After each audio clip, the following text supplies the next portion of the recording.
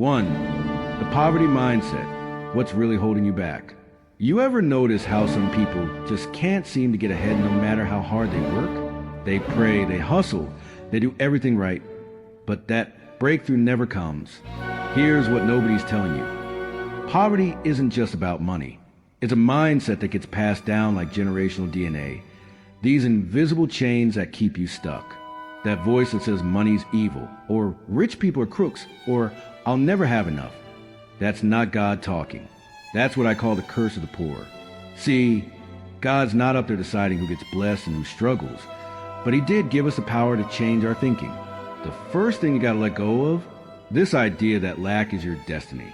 When you say, I'm just getting by, or that's for other people, or I don't deserve more, you're speaking curses over your own life. The Bible says death and life are in the power of the tongue, but most of us are out here confirming our struggles instead of declaring our freedom. Think about the Israelites wandering in circles for 40 years when the promised land was right there. That's what happens when you can't see past your current circumstances. Your mind has to change before your situation can. So how do you break free? First, recognize the lies you believe. Maybe you grew up hearing, we'll never be rich, or money changes people. Those aren't truths. Those are limitations. Second, start speaking abundance even when your bank account disagrees. Not I'm so broke, but I'm positioned for overflow. Third, take one step, just one, that scares your poverty mindset. Maybe it's asking for that raise, or starting that side hustle, or finally investing in yourself. Faith without works is dead, and your actions prove what you really believe. The curse breaks when you stop thinking like a slave and start thinking like a son. When you realize your father owns everything and your lack doesn't honor him. Your poverty mindset wants you to play small so you never have to risk failing. But God's waiting on you to trust him enough to try. Let me tell you something that might sting a little. Your excuses are costing you more than you realize. Every time you say I can't afford it instead of how can I afford it, you're reinforcing those mental chains. That defensive laughter when money comes up in conversation, that's the poverty mindset protecting itself. The way you hesitate to invest in yourself because what if it doesn't work out? That's not wisdom. That's the curse at work. See, poverty thinking goes much deeper than your bank balance. It's in how you dress when nobody's looking. It's in the way you handle opportunities that seem too good to be true. It's in that subtle discomfort you feel around truly successful people. You've been programmed to feel like an imposter in abundance, like it's not your world. But here's the truth. God never intended for you to live like this. That constant stress about bills, the shame when you can't treat your family, the frustration of working hard but never getting ahead, those aren't signs of humility. They're symptoms of a mindset that needs healing. I want you to try something radical today. Start tracking how often you confirm your lack through your words and actions. Every time you say, I'm broke, that's a prayer. Every time you ignore an opportunity because people like me don't get those breaks, that's a decision to stay stuck. The Israelites in the wilderness had miracle bread falling from heaven every morning, but still complained. That's how powerful the poverty mindset is. It can make you blind to the man at your feet because you're obsessed with what you don't have. The breakthrough comes when you realize your words are either reinforcing the curse or breaking it. When you stop saying, I'll never get out of debt, and start declaring, I'm the head and not the tail. When you stop envying other people's blessings and start expecting your own. This isn't about positive thinking. It's about spiritual warfare. Your mouth is either agreeing with God's promises or agreeing with your problems. Now let's get practical. Because faith without works is dead. First, identify your money triggers. What situations make you feel poor or inadequate? Second, create new mantras to replace the old lies. Instead of money doesn't grow on trees, try money flows to me in unexpected ways. Third, do one thing this week that violates your poverty programming. Whether it's giving generously when you normally hoard or investing in a course you've been putting off. The curse breaks when your actions start matching your aspirations. Remember the widow with the oil? Her miracle happened when she took action. When she gathered in empty jars despite her fear. Your jars are waiting. The question is, will you stay paralyzed by lack or start preparing for overflow? God's not withholding from you. He's waiting on you to break agreement with lack. Today is the day you stop rehearsing your struggles and start declaring your turnaround. The mind of Christ is in you, which means you have access to wisdom beyond your circumstances. That problem that looks impossible, that bill that seems overwhelming, that dream that feels too big, they're all subject to change when you change your mindset first. The curse ends now. 2. The fear factor. Why play it safe keeps you poor. Fear is a silent killer of dreams. When it comes to money, it wears many clever disguises. It shows up as being realistic. When you talk yourself out of that business idea, it whispers, just wait a little longer, and opportunity knocks. It convinces you that staying in that dead-end job is the responsible choice. But here's the hard truth I need you to hear today. Your comfort zone is a poverty trap. That fear you're feeling, it's not protecting you. It's imprisoning you. God didn't give us a spirit of fear, but of power and love and sound mind. Yet we keep letting fear make our financial decisions for us. Think about this. When was the last time your fear led you to abundance? Never. Because fear only knows how to survive. It doesn't know how to thrive. The Israelites could have walked into the promised land in days, but fear stretched it into 40 years. How much time have you already wasted because of fear? Let me break down how this works in real life. Fear makes you overestimate risks and underestimate yourself. That side of hustle you've been dreaming about, fear convinces you the market's too saturated. That investment opportunity, fear says wait until you know more, but that day never comes. Even when blessings come your way, fear makes you suspicious. What's the catch? This isn't wisdom. It's the curse manifesting. Because here's what prosperous people understand that the poor don't. Opportunity always looks like work at first. Favor often comes disguised in a challenge. The breakthrough you're praying for might require you to do something uncomfortable first. Remember Peter walking on water? He didn't sink when he saw the wind. He sank when he took his eyes off Jesus and focused on the storm. Your financial storm might be real, but it's not your focus. Your focus is the God who owns it all. Now here's how we break the cycle. First, recognize fear's voice. Every time you hear you're not ready or what if you fail, that's not wisdom speaking. Second, do a fear inventory.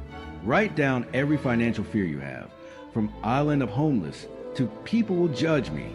Then burn that paper and replace each fear with a promise from God. Third, and this is crucial, take imperfect action. You don't have to be fearless to move forward. You just have to be willing. That business idea, start with one small step. That debt payoff plan, make one phone call today. Fear loses its power when you act despite it. The widow of Zarephath had to give her last meal before she saw her miracle. What last meal are you clinging to that God is asking you to release? Your obedience in the face of fear is what activates the blessing. The curse of fear breaks when you realize this truth. Playing it safe is actually the riskiest move of all, because at the end of your life, you won't regret what you tried and failed. You'll regret what you were too afraid to attempt. Today is the day you stop letting fear write your financial story. God's got more for you, but you've got to get out of the boat to walk on water. 3. The scarcity scam, why you keep attracting lack. You ever notice how broke people stay obsessed with prices? That's too expensive becomes their automatic response to everything. Meanwhile, wealthy people ask one different question. How can I create enough value to afford this? That right there is the difference between scarcity and abundance consciousness. The curse of the poor isn't just about empty pockets. It's that broken mental software constantly calculating what you can have rather than strategizing what you can earn. God promised to supply all your needs according to his riches and glory, but your scarcity mindset keeps short-circuiting the delivery system. Here's how the scam works. Scarcity makes you hyper-aware of limitations. You see a nice car and immediately think, I'll never afford that. Instead of what skills would I need developed to earn this? You get a bonus and rush to pay bills rather than asking, how can I invest part of this to create passive income? This isn't just negative thinking.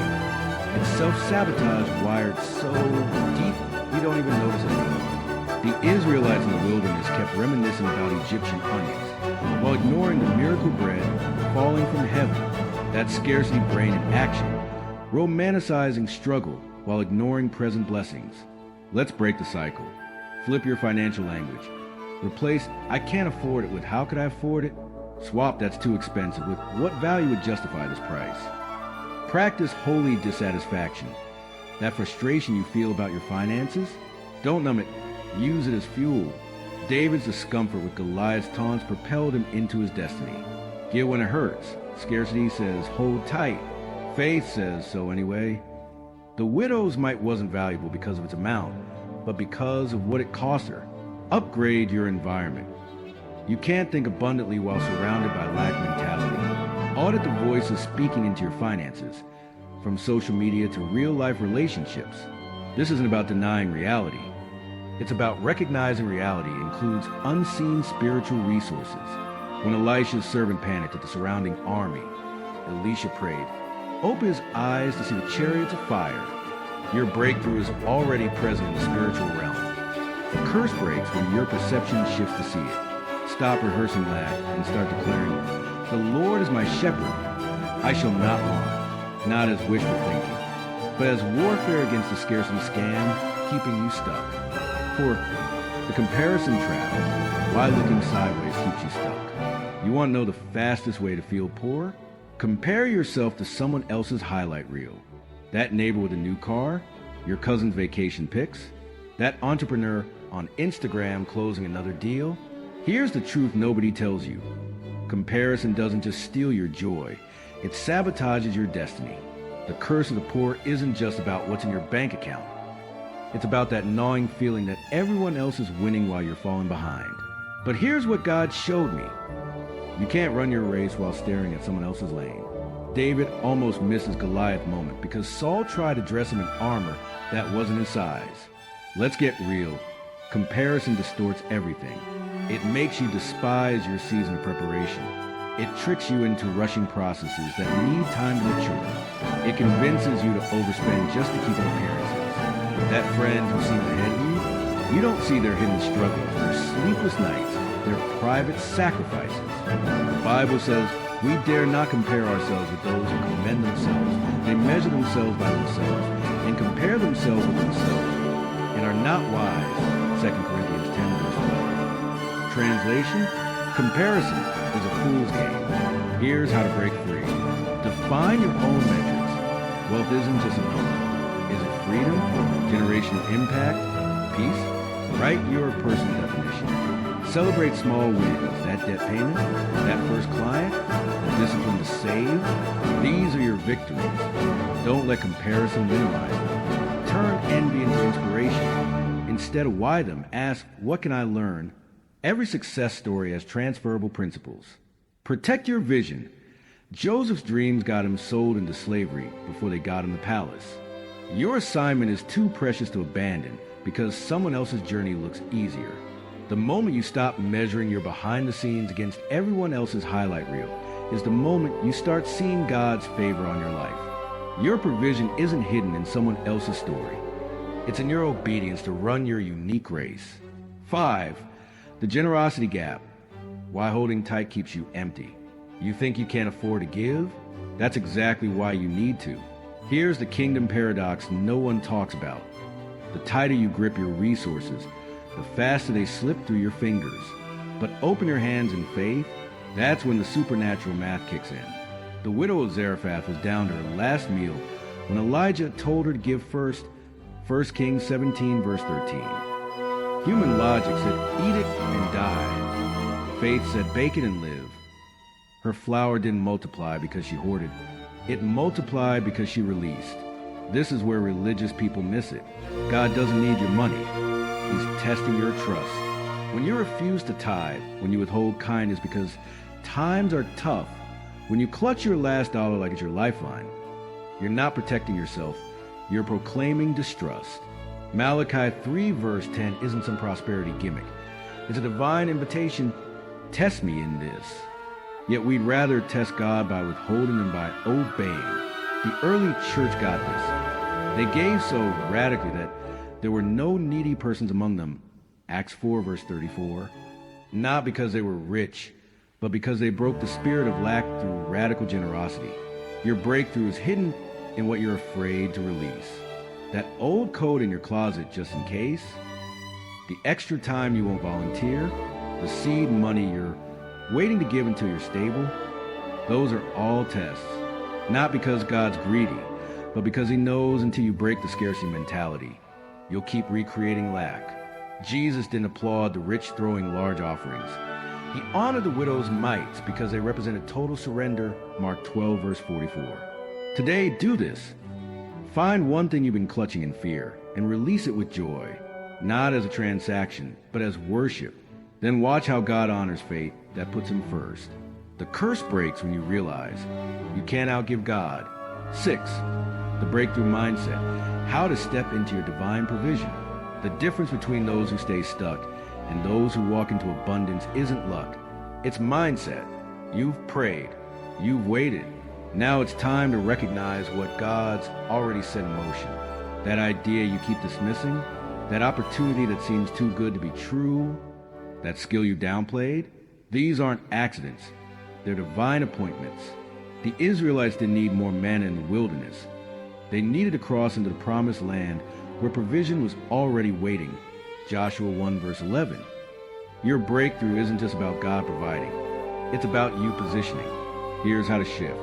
Stop asking for breadcrumbs when God owns a bakery. Your small thinking limits what he can do. Ask boldly. Prepare for what you prayed for. Clean out your finances. Delete the broke vocabulary. Make room mentally and physically. Move before you see the full path. The Red Sea didn't part until the Israelites stepped in Exodus 14 verse 15. Your faith activates the miracle. The curse ends today. Not because your circumstances change instantly, but because your mind does. You're no longer a slave to lack. You're a child of the King. Now walk like one. This completes our journey through breaking poverty mindsets. Every part builds on the last. From identifying mental strongholds to taking radical action, the blessing isn't just coming, it's here. Your job, receive it, walk in it, and never look back.